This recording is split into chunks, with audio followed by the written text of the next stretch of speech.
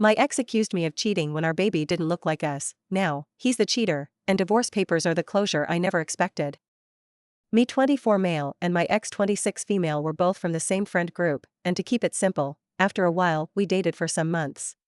During the relationship, she would always want to do some really dangerous stuff, hike, bang jump, car races, and honestly I am not the person for that and would have days absolutely terrified for her life. So, after one of her friends got a serious injury, I put my foot down and told her I couldn't live like that anymore. We got heated and she told me I'm a boring, sad person who will die alone, so I said, I hope your hobbies have the consequences I expect them to have. And after that we both parted ways and never spoke again. We are still from the same friend group and we both, while not speaking specifics, just said we couldn't compromise on something. And since then, for the last 4 months, I have not hung out with them much as they are more her friends than mine. The issue came when one of my friends from this group asked me if I wouldn't mind him giving her my new number as she wanted to get closure. And I accepted because I didn't care enough. So she did call and it started decently, just small talk, and she asked why I'm so reclusive now. Nothing that mattered much, but soon enough she started talking about her life. She spent a whole 25 minutes speaking about her new boyfriend, how she's able to do what she wants, how fun and amazing it is to have support for the things she likes, how much she missed out on when we were together, and that maybe I should change my views a little and my life would improve like hers did. I told her okay, and she replied confused. Quickly enough, I said I couldn't care less for her new life and, honestly, to F off and never contact me again if she just wanted to brag.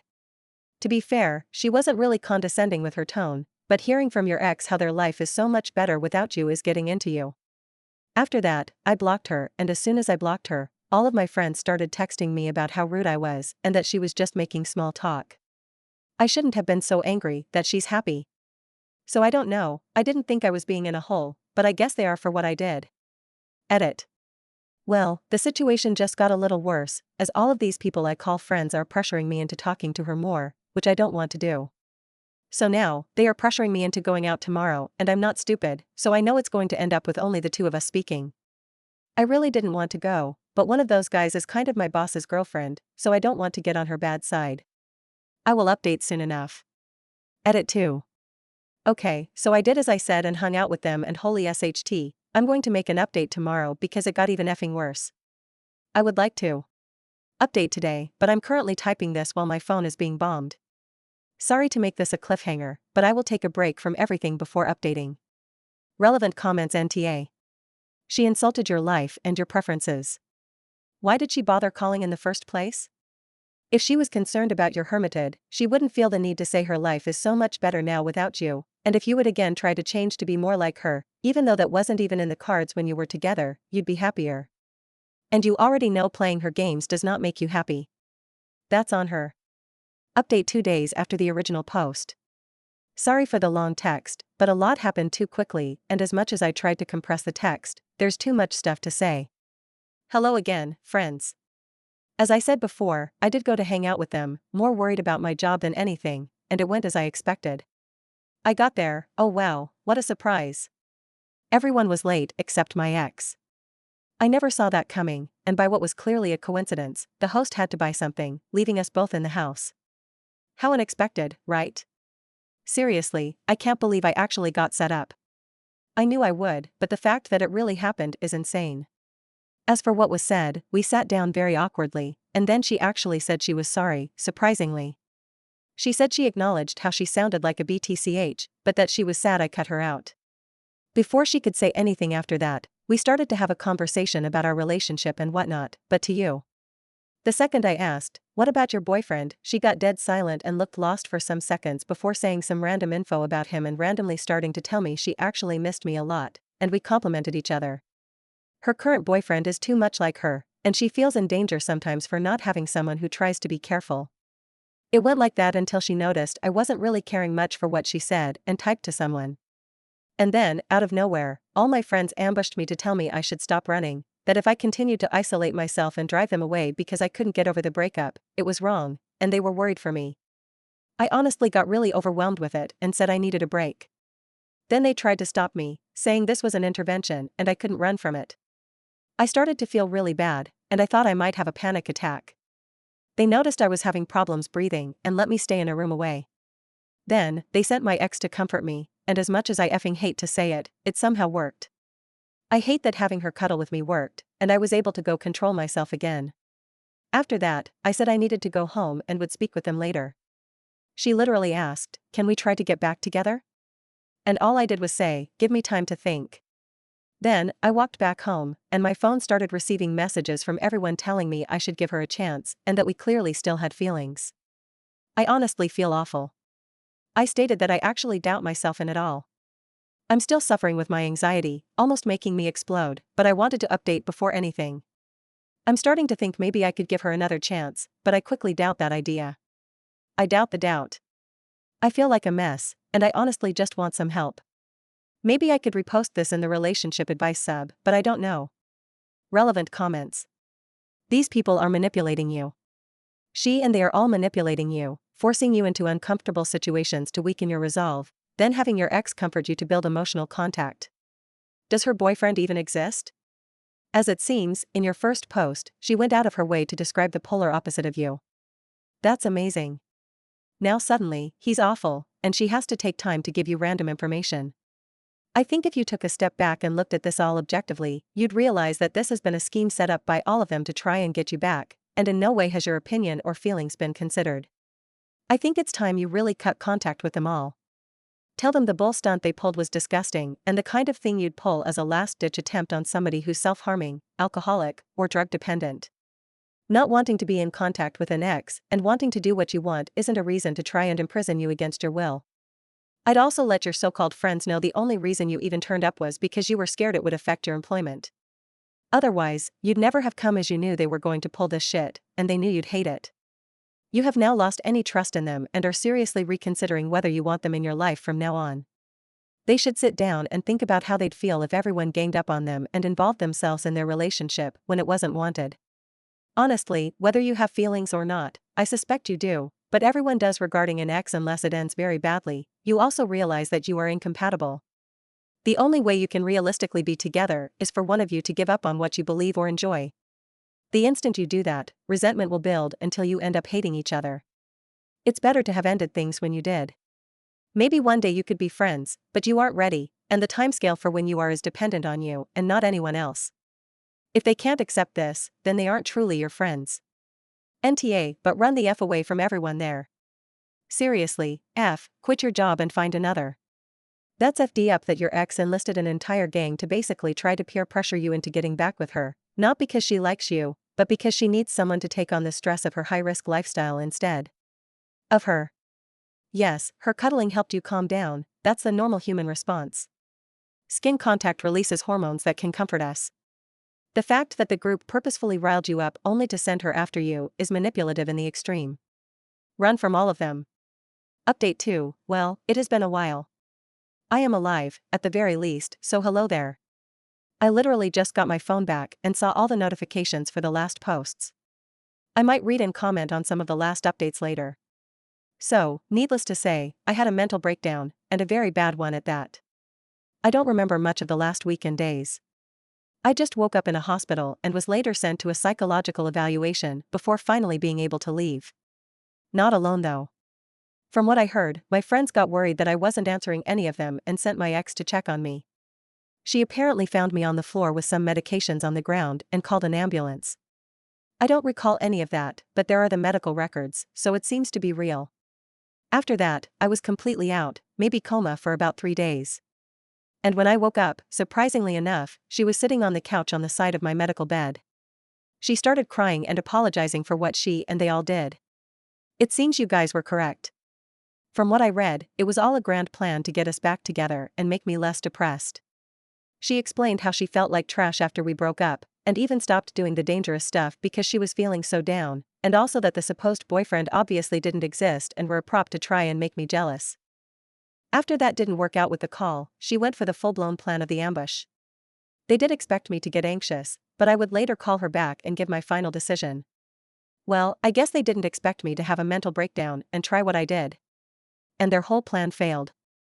From what I heard, they actually thought they unalived me indirectly and were all stressed and messed up for the days I was gone, all of them getting medical leaves to spend time with my lifeless self. After I woke up, they all came to see me and apologized as well, saying they had the experience as eye-opening and would understand if I cut all contact with them all.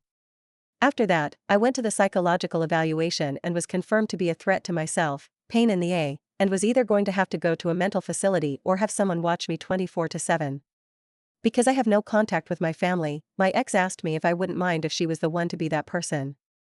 I, of course, protested at first, but later decided it was better than going to a mental facility again.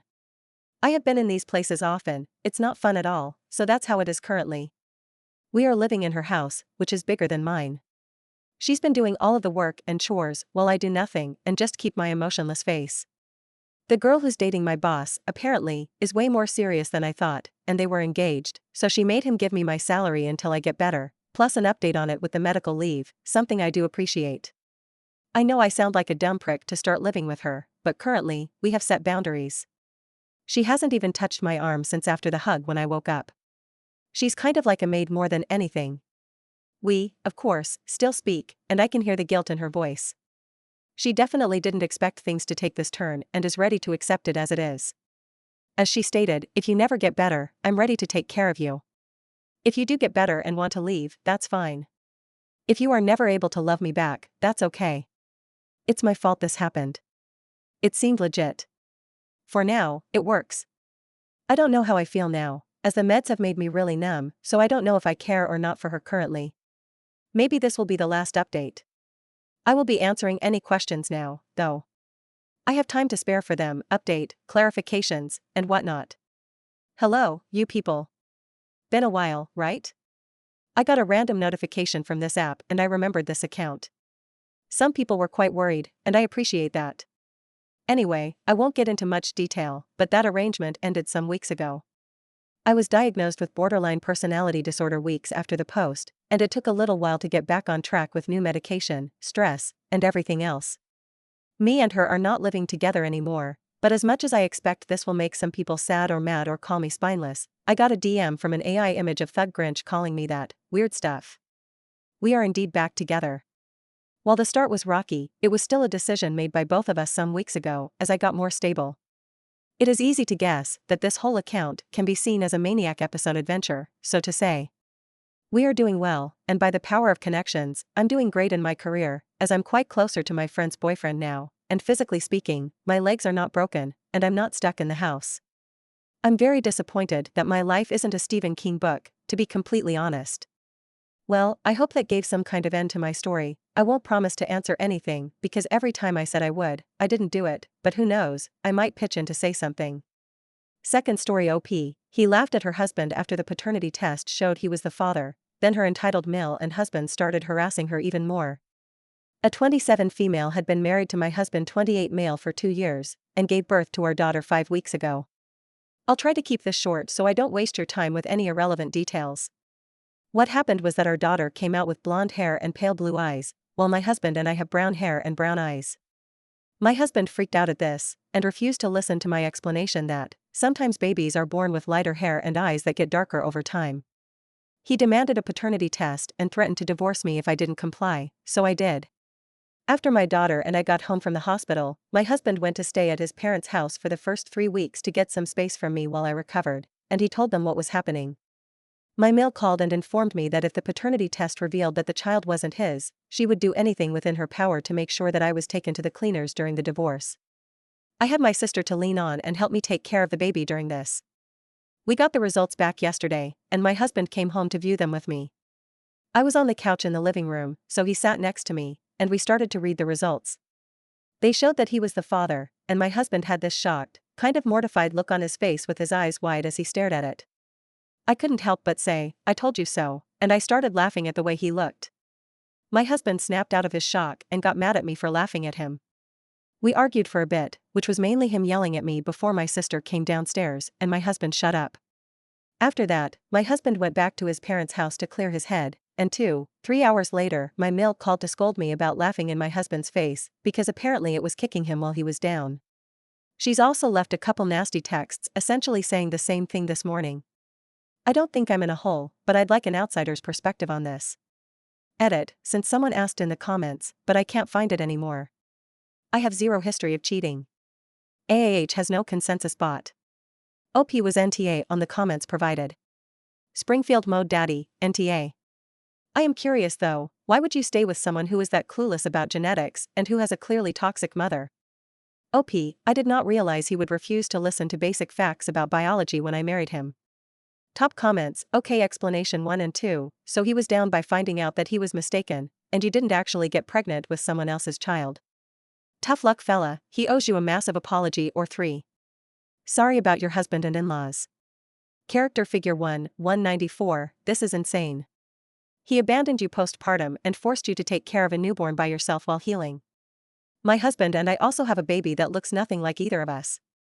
She came out with strawberry blonde hair and blue eyes, while we both have brown hair and brown eyes. We both just said, wow, genetics are crazy, and moved on.